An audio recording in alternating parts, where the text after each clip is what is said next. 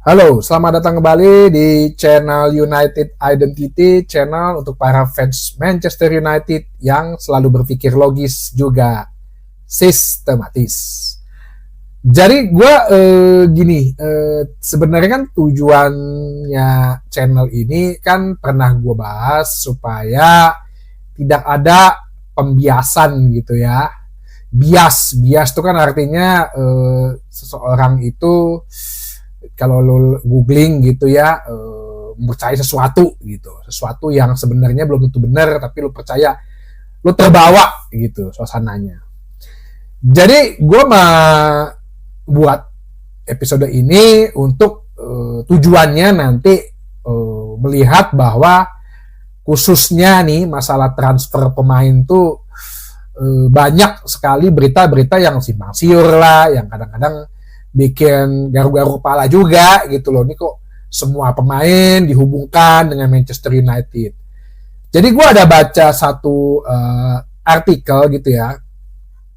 Ini tuh berkaitan dengan yang namanya behavior science dalam transfer pemain sepak bola gitu. Apa aja sih gitu? Sebenarnya ada 5 faktor nih behavioral science dalam football transfer market. Yang pertama itu sebenarnya aksi dari supporter. Yang pertama ya, jadi supporter itu selalu pingin klub kesayangannya itu melakukan signing gitu ya, melakukan rekrutan, melakukan pembelian baru, pemain baru. Itu dan supporter itu selalu tidak pernah merasa puas gitu loh. Selalu pengen tambah lagi. Itu loh yang kadang-kadang jadinya digunakan gitu ya, khususnya sosial media sebagai alat untuk mempengaruhi fans gitu. Dan karena mereka menganggap dengan gua banyak atau membeli pemain baru itu terjadi perubahan dalam klub gitu. Itu kan karena kan ya seperti yang pernah gue bilang, klub itu mungkin bentuk kebahagiaan mereka dan mereka ingin agar happy. Itu yang pertama. Nah, tapi kan mereka nggak pernah mikir kalau misalnya makin banyak signing, berarti kan makin banyak spending, seharusnya gitu kan. Terus yang kedua ini sebenarnya untuk bidding war gitu. Jadi bidding war itu ya ada pemain yang biasanya itu yang gue bilang di berita itu antara klubnya sendiri yang bermain, agensinya ataupun dan media gitu. Sebagai contoh nih ya, contoh 2019 tuh Lukaku kan pengen dijual. Terus muncullah berita bahwa Juventus lagi memperebutkan Lukaku bersama dengan Inter Milan. Padahal di saat itu Juventus udah punya Cristiano Ronaldo gitu. Ngapain lagi beli Lukaku?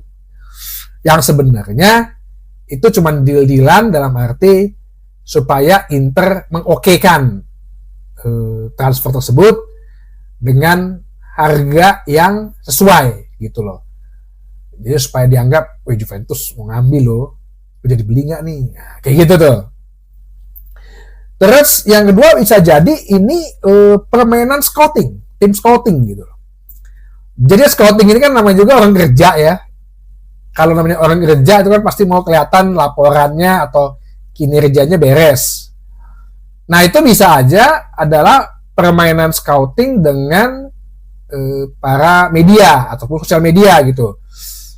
Scouting punya akun gitu, bilangnya akun fanbase, terus dia tinggal bikinlah cerita si Victor Osimhen ready, nanti gue bahas mengenai Osimhen di Hire United gitu, atau dia lagi di Argentina atau di Brasil ada pemain supaya didengung-dengungkan gitu ya, klubnya ngelihat oh lu bagus nih scoutingnya gitu ya, biasanya dia dengan sosial media itu bisa ya, paling gampang dengan YouTube gitu ya, bikin cuplikan-cuplikan gitu kan yang bagus-bagus, taruh di YouTube. Terus yang keempat itu adalah untuk membangun encouraging. Jadi tadi gue bilang membangun persepsi gitu loh. Untuk membangun persepsi itu bisa juga dari klubnya, bisa juga dari agentnya, bisa juga dari scoutingnya juga tadi. Kenapa? Ya contoh kayak si klub nih, dia pengen lepas pemain mudanya gitu loh. Karena sebenarnya pemain muda emang kalau dijual gede nih. Nanti ada tuh kayak Dodeye, nah itu ya pemain Swiss tuh. Nanti gue bahas.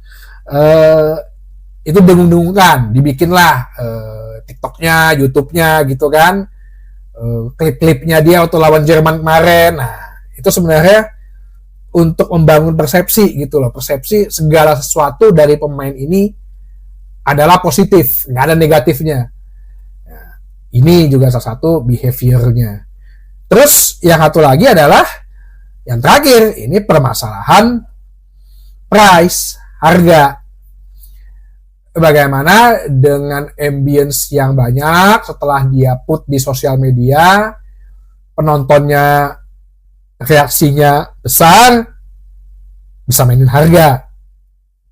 Jadi supaya klub mau ngebayar. Kalau zamannya si Ed Woodward dulu, Richard Arnold, terus John Murdoch, ini kemakan nih. Pemain-pemain yang diletup-letupkan, kayaknya bagus, di sosial media bagus, mungkin dia scoutingnya yang bermain gitu, tanda kutip. Ya, akhirnya, waduh bagus sih, daripada ribet. Karena pemain-pemain juga ada juga penonton atau supporter yang, ayo beli dong, udah ada desakan-desakan, tuntutan, ayo beli ini dong, beli. Akhirnya, kalau zamannya Ed Woodward dulu, ya udah daripada ribet, bayar gitu kan. Nah ini yang gue bilang fans United, khususnya United Identity juga harus berhati-hati terhadap masalah-masalah seperti ini. Karena kenapa? Dari kemarin tuh yang paling banyak kan ya lo tau sendiri lah. Dan yang paling banyak kalau pemain mau dinaikkan gitu ya, yang paling gampang itu dihubungkan dengan Manchester United. Udah, angkanya bisa naik. Tapi lo juga harus pikir gitu, apakah pemain ini memang perlu? Gue selalu bahas pemain ini perlu apa enggak. Contoh, karena Victor Osimhen, karena Napoli mau diganti, mau dilatih oleh si Conte. Terus ada berita Conte itu pengen Lukaku karena dia pernah kerjasama dulu kan di Inter. Akhirnya Osimhen dihubung-hubungkan lah dengan Manchester United, padahal karena takut kesaing, ada tengah persaingan, si Napoli pengen beli barang murah, jual barang mahal, si Osimhen itu kan 150 juta pound. Yang paling gampang itu hubungin dengan Manchester United, udah. Nanti fans ribut, wah ayo dong Osimhen. Padahal kan gue udah pernah bahas di salah satu episode gue, kalau pengen kita cari striker, kita udah investasi sama Højlund, ngapain lagi beli striker yang istilahnya sama posisinya. Ya, kalau Joshua Zirkzee kan udah pernah gue bahas, posisinya agak beda ternyata sama Højlund. Terus yang kemudian lagi ada juga di komen tuh Paulo Dybala. Paulo Dybala, karena ini juga satu mungkin pemain mungkin ya nggak mau dipakai oleh Daniele De Rossi, mau dilepas, digede-gedein lah beritanya. Padahal tahu sendiri Paulo Dybala umur udah 30. Terus kalau dia memang berani ke Liga Inggris, seharusnya itu dia udah 45 tahun yang lalu ke Liga Inggris. Ya. Cuman ini orang kan rentan cedera. Apakah dia bisa bermain dalam sistem high press yang mau dimainkan oleh Ten Hag?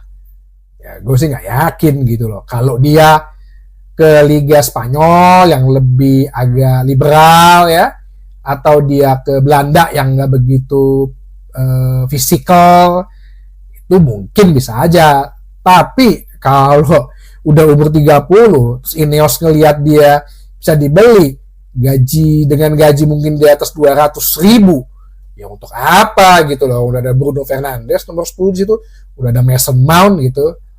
Terus yang ketiga, terakhirnya ada juga ini si Dan Ndoye. Ini gara-gara kemarin Swiss lawan Jerman, ya emang sih gue akui sih, gue nonton pertandingannya kemarin, dia obrak-abrik itu pertahanannya Jerman gitu loh.